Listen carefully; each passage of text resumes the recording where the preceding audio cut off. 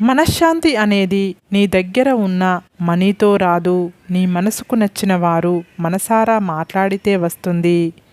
చక్కెర తియ్యగా ఉందని ఎక్కువగా తినడం ఆరోగ్యానికి మంచిది కాదు. అలాగే మనుషుల మాటలు తియ్యగా ఉన్నాయని నీ బలహీనతలు అన్నీ పంచుకోవడం కూడా జీవితానికి మంచిది కాదు. మీరు చెప్పే చిన్న అబద్ధం విలువైన నమ్మకాన్ని నాశనం చేసి బలమైన రిలేషన్ని దూరం చేస్తుంది. మనకు బలం ఉండి లాభం లేదు, దానికి తెలివి తోడు లేకపోతే. బలహీనమైన శత్రువు కూడా మనల్ని ఓడించగలడు. మేఘాలు అడ్డుపడినంత మాత్రాన సూర్యుడి వెలుగు తగ్గదు.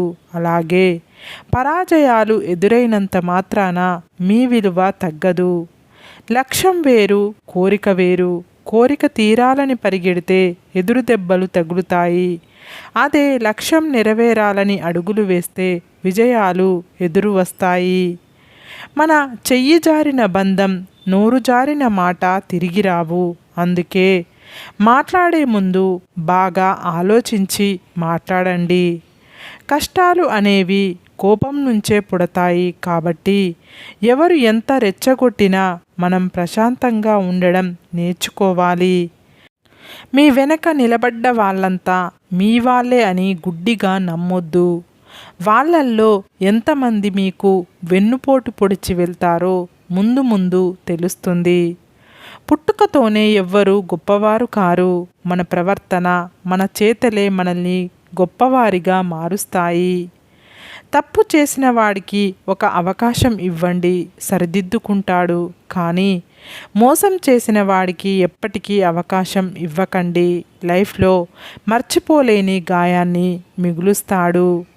మనకు కావలసింది సాధించుకోవాలి అనుకున్నప్పుడు పరిస్థితులకు భయపడకూడదు. నీకు అందనంత వరకు అన్నీ అందంగానే ఉంటాయి. ఒక్కసారి అందిన తర్వాత అందమైనవి కూడా అలసైపోతాయి. అది మనిషి అయినా వస్తువైనా. బలం అనేది అందరికీ ఉంటుంది, కానీ సంకల్ప బలం అనేది కొందరికి మాత్రమే ఉంటుంది. అది ఉన్నవాళ్ళు మాత్రమే విజయాన్ని సాధించగలరు. భార్యకు సేవ చేస్తున్నాం అంటే బానిసలా బ్రతుకుతున్నామని కాదు, రిలేషన్కి విలువ ఇస్తున్నాం అని అర్థం. నిన్ను వదిలి దూరం వెళ్ళాలనుకునే వారిని వెళ్ళనివ్వండి. ఎందుకంటే వాళ్ళు నీతో ఉన్నా కూడా వెలితిగానే ఉంటుంది. ఎండు కర్రల్లో చేరిన పచ్చికర్ర కూడా మంటల్లో కాలక తప్పదు. అలాగే చెడ్డవారితో తిరిగే మంచివాడు కూడా చెడ్డవాడే అవుతాడు. భవిష్యత్తులో ఏం జరుగుతుందోనని ఎప్పుడూ ఆందోళన చెందేవాడు దేనిని సాధించలేడు. తొందరపడి కళ్ళతో చూసి నోటితో మాట్లాడే వాళ్ళకి ఆవేశం ఎక్కువ. మాట్లాడకుండా మనసుతో చూసి మౌనంగా ఉండే వాళ్ళకి ఆలోచన ఎక్కువ. ఎక్కువగా ఆలోచించడం కూడా ఒక మానసిక సమస్యే. దీనివల్ల ఆరోగ్య సమస్యలు వస్తాయి. కాబట్టి ఎక్కువ సమయం ఖాళీగా ఉండకుండా ఏదో ఒక పని కల్పించుకోవాలి. మన లైఫ్లో అవసరానికి ఆదుకునేవారు ఉండరు, కానీ అవసరానికి వాడుకునేవారు మాత్రం చాలామంది ఉంటారు. వినే ఓపిక లేని వాళ్ళు ఎప్పటికీ అజ్ఞానిగానే మిగిలిపోతారు. చెప్పే ధైర్యం లేని వాళ్ళు ఎప్పటికీ పిరికి వాళ్ళుగానే ఉండిపోతారు. ఎవరిని బాధ పెట్టకూడదు, కష్టపెట్టకూడదు అనుకున్న వ్యక్తి అందరి వల్ల కష్టపడుతూ బాధపడుతూ ఉంటాడు అన్నది నిజం. ఒకరి వ్యక్తిత్వాన్ని వేలెత్తి చూపే అధికారం మరొక వ్యక్తికి లేదు. ఎదుటివారిని నిందించే ముందు నీ వ్యక్తిత్వం గురించి ఆలోచించుకో. అవసరం ఉన్నప్పుడు పలకరిస్తున్నారని ఎవరి గురించి బాధపడకండి. వారు చీకట్లో ఉన్నప్పుడే వెలుగులా మీరు గుర్తుకు వస్తారు అని సంతోషించండి. పనే అందం అయితే లైఫ్ సంతోషంగా ఉంటుంది. పనే బాధ్యత అయితే లైఫ్ బానిసత్వం అవుతుంది. నీ హృదయంలో నిజాయితీ ఉన్నప్పుడు ఆ అందం నీ వ్యక్తిత్వంలో కనబడుతుంది. వినే టైం చెప్పే మనిషి వల్ల విషయం విలువ మారిపోతుంది. పక్కవాడు మంచివాడో చెడ్డవాడో అని వేలు పెట్టి చూపించే హక్కు ఎవరికీ లేదు. ఎవరి లైఫ్ వారిది. నచ్చితే మాట్లాడు, లేకపోతే వదిలేయ్. మన లక్ష్యం కోసం అలుపెరగక శ్రమిస్తుంటే నేడు కాకపోయినా రేపైనా మనకు విజయం సాధ్యమవుతుంది. మనం చేసే హడావిడి వల్ల ఎటువంటి లాభం లేదు. ఇది ఉన్నవారు ఎప్పటికైనా నష్టపోతారు.